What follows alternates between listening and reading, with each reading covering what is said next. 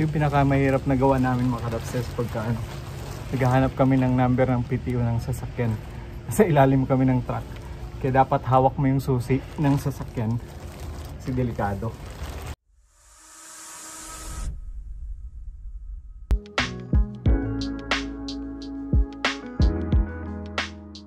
Ladies and gentlemen, we are now on our final approach and we shall be touching down in a few minutes. Please check that your seatbelts are securely fastened.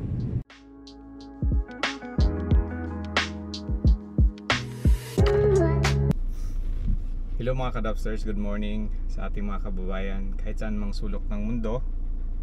Sabado ngayon, it's January 18. Punta muna tayo ng recycle machine kasi papalitan natin tong ating mga boting na ipon. So pag-usapan din natin mga kadapsters yung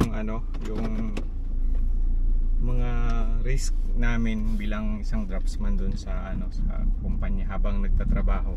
Hindi naman palagi lang kaming nakaupo sa opisina. So meron akong mga videos na na nagpapakita na yung sandali, tingnan natin ang tao.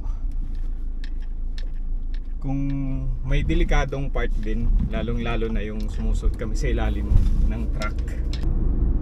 Yun nga pala mga kadapsters, dun sa mga hindi pa nakasubscribe ng channel ko, ako nga pala si Ronald Dalahigon, isa akong mechanical engineering dropsman dito sa Australia.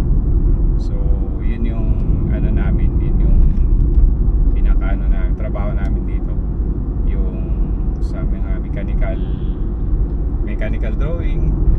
Gumagawa kami ng mga body ng trucks, yun ang ginagawa namin.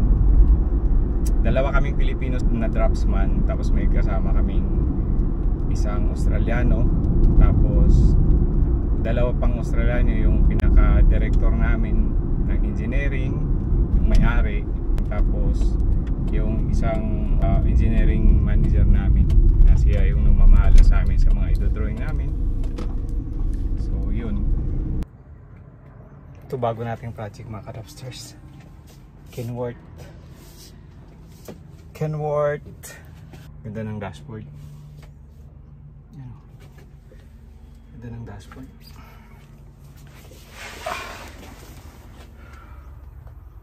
Yan, ganda ng dashboard. Yan pa. Yung kanyang yung cabin niya sa likod. Ito ginagawa namin mga kadapsters. Kinukuha yung mga control sa dashboard. Kanya kinukuha namin kasi may mga connections yan doon sa ilalagay namin na PTO. Astig. Isa to sa pinakamahirap natin ginagawa mga kadapsters, yung pasok tayo dito sa ilalim ng truck kasi kunin natin yung number ng PTO. Higa tayo dito. Saan na yun? Wala. Saan yung number? Ito yung pinakamahirap na gawa namin mga kadapsters pagka naghahanap kami ng number ng PTO ng sasakyan. Sa ilalim kami ng truck. Kaya dapat hawak mo yung susi ng sasakyan. Kasi delikado.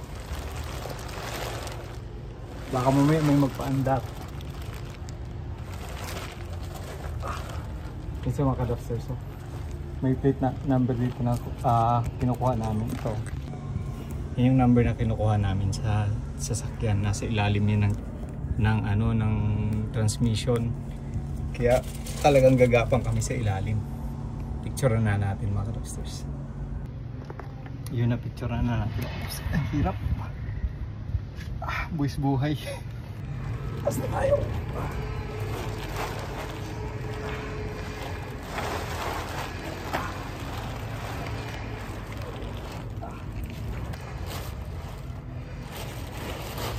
Ang alay sa likod.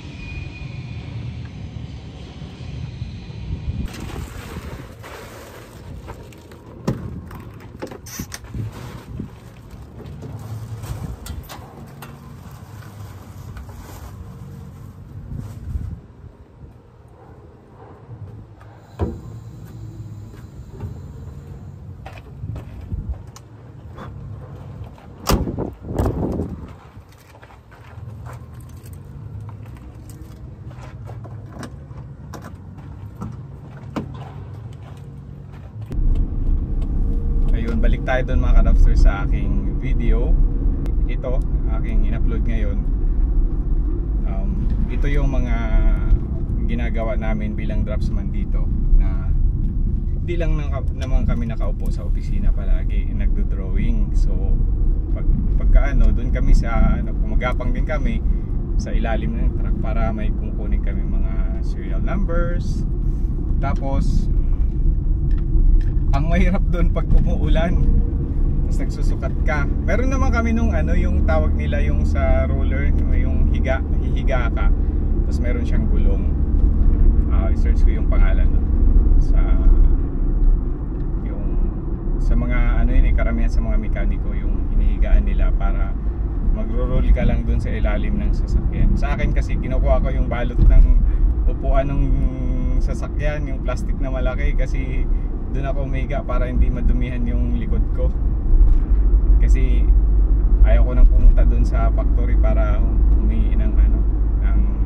umiram nung kung hindi naman umuulan, pwede mo namang gawin yun, plastic na lang ginagawa ko. Para-paraan lang ba? Iyon. Sa mga hindi pala nakakakilala sa akin mga ka-Dubsters, ako nga pala si Ronald Dalahigon. Isa akong mechanical dropsman dito sa bansang Australia. Ang aking ANSCO code dito is 312511. ANSCO code stands for Australian and New Zealand Standard Classifications of Occupation. So yun yung ANSCO code namin dito. So ang ANSCO code na yan is falls for Mechanical Engineering Dropsperson. So yung mga nag-apply natin mga ka-Dubsters dyan, yun yung ANSCO code natin dito pag nag-apply kayo as dropsman dito sa bansang Australia. Dito na ako sa bahay.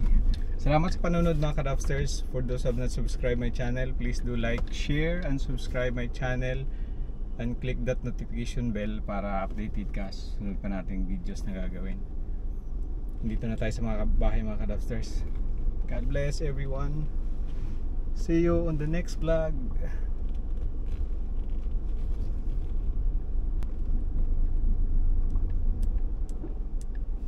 Buti nakita kita.